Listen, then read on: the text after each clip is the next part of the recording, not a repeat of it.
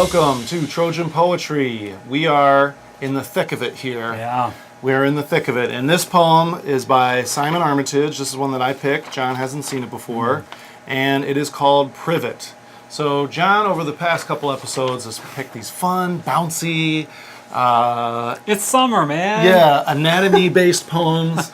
And now we're going to plunge into the darkness of nature. Oh, or gosh. maybe something else. I don't know. Okay. All right, so here you go. So this is Privet by Simon Armitage. Because I'd done wrong, I was sent to hell, down black steps to the airless tombs of mothballed contraptions and broken tools. Piled on a shelf, every daffodil bulb was an animal skull or shrunken head, every drawer a seed tray of mildew and rust. In its alcove shrine, a bottle of meths stood corked and purple like a pickled saint. I inched ahead, pushed the door of the furthest crypt where starlight broke in through shuttered vents, and there were the shears, balanced on two nails, hanging cruciform on the whitewashed wall. And because I'd done wrong, I was sent to the end of the garden to cut the hedge, that dividing line between moor and lawn, gone haywire that summer, all stem and stalk where there should have been contour and form. The shears were a crude beast, lumpen pre-war, rolling pin handles on Viking swords, an oiled rivet that rolled like a slow eye, jaws that opened to the tips of its wings, then closed with an executioner's lisp. I snipped and prodded at first, pecked at strands, then cropped and hacked, watching spiders scuttle for tunnels and bolt holes of woven silk, and found farther in an abandoned nest, like a begging bowl or a pauper's wreath, till 2 hours on the hedge stood scalped and fleeced, raw-looking, stripped of its green, my hands blistered, my feet in a litter of broken arrows and arrowhead leaves. He came from the house to inspect the work, didn't speak, ran his eye over the leveled crown and shorn flanks. Then, for no reason, except for the sense that comes from doing a thing for its own sake, he lifted me up in his arms and laid me down on the top of the hedge, just lowered me onto that bed of twigs, and I floated there, cushioned and buoyed by a million matchwood fingertips, held by nothing but needling spokes and spikes, released to the universe, buried in sky.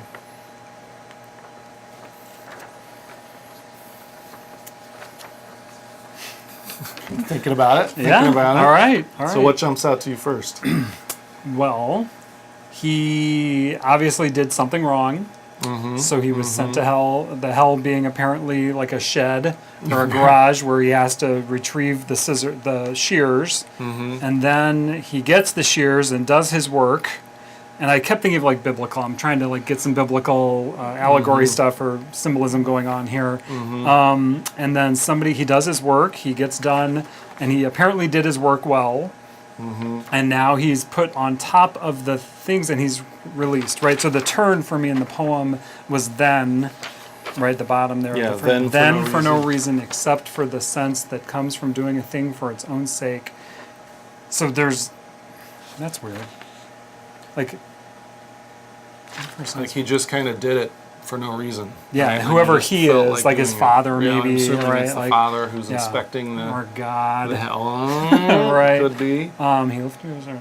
So yeah, so it's not even clear why he does. I guess he did do a job well done, though, right? Right, laid me down on for its top own of sake. a hedge, just lowered me on that bed of twigs, and I floated there, cushioned and buoyed.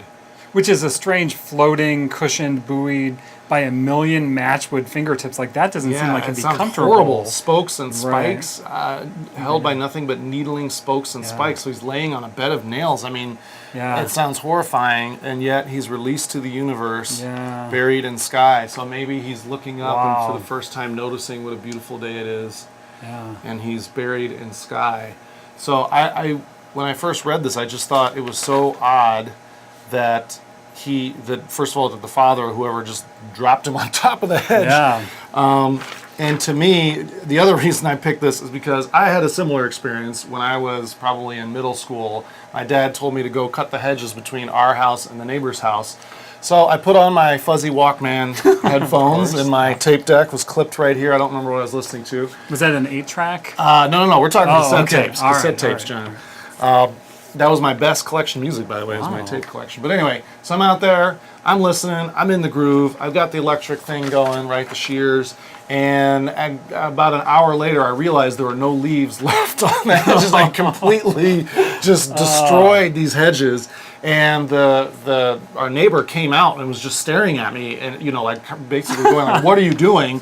And he came over and talked to my dad. I was so embarrassed because the guy was so angry. Did you do both sides? Yeah, I went over to his side and Oh, shaved his side because man. I was just in the groove. You know what I mean? Yeah. And Now, I went. how old were you? I was probably in like seventh grade. Oh, maybe, okay. something like that. So 13. Yeah, I didn't know what I was doing, and it was I don't know why, but I was so embarrassed, like oh my, and felt like such Well, an it's pretty idiot. embarrassing. I know, God, trimming the head.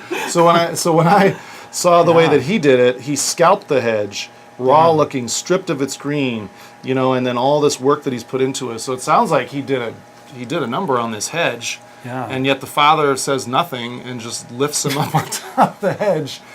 And I didn't understand when the very first time I jumped into this, that first line, because I'd done wrong, I was sent to hell. And so, like you said, I was looking for a metaphor, I was looking for something symbolic, and then it turns into this guy trimming a privet, which I didn't realize is a British term for this big bush that has blackberries on it and white flowers. So it's interesting, right? Like our choosing poems that are autobiographically connected to us. Because I remember the one we read. It was like I think it was called Schwinn, which was about the bicycles, right? Yes. And then this one, you almost literally had this exact same. No, I didn't get lifted experience. on there because that sounds horrible. God, I just remember that. I mean, it's like sharp little spikes and nails. Once you're done trimming. And I read a quote recently, like, just because you hate a poem doesn't mean you hate all poetry.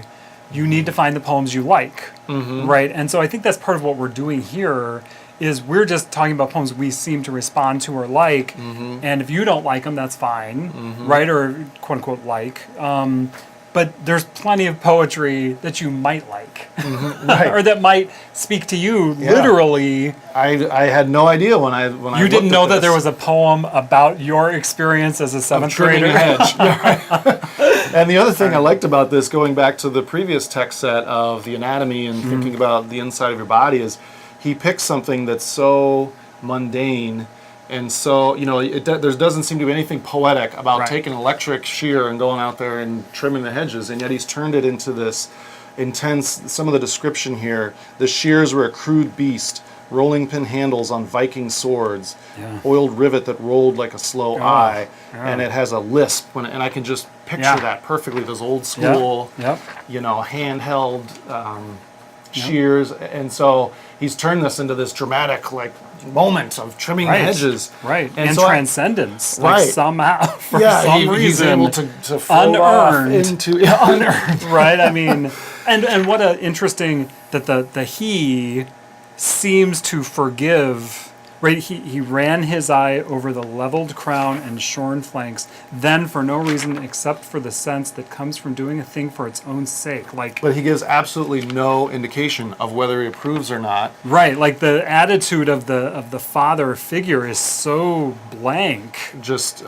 And yet the narrator seems to feel this okay, I've been, because he was in hell. Yeah. But it's spent a lot of time he was here sent in to hell. He had done wrong. He was sent to the end of the garden. So I don't know. Is that a punishment then? The dad is like, okay, so on top of what you did before, you went and ruined my hedge, and then it occurs to him to put it on top of the hedge. Wow. As a further punishment. And I think that the sense of just disconnect between him and the he figure, the father figure, is really it's kind of, I don't want to say chilling, but it's kind of sad in a way that he gets no reaction from this guy at all, except this totally weird physical thing to put you. I mean, that would really freak me out. Right, but he's floating and cushioned and buoyed, but it's needling and spiky. So he likes the pain. He weird... enjoys it. He's above his father, maybe, and so he's able to float away from his problems by getting to, Yeah. And Privet to me is so clearly a sounds like homonym of Privet, right? So what is he playing on that somehow? Right. So fascinating poem. Yeah. Very cool. Very interesting. All right, so thanks for watching. Join the conversation on Twitter at Trojan Poetry DGN, and check out our website, trojanpoetrydgn.blogspot.com.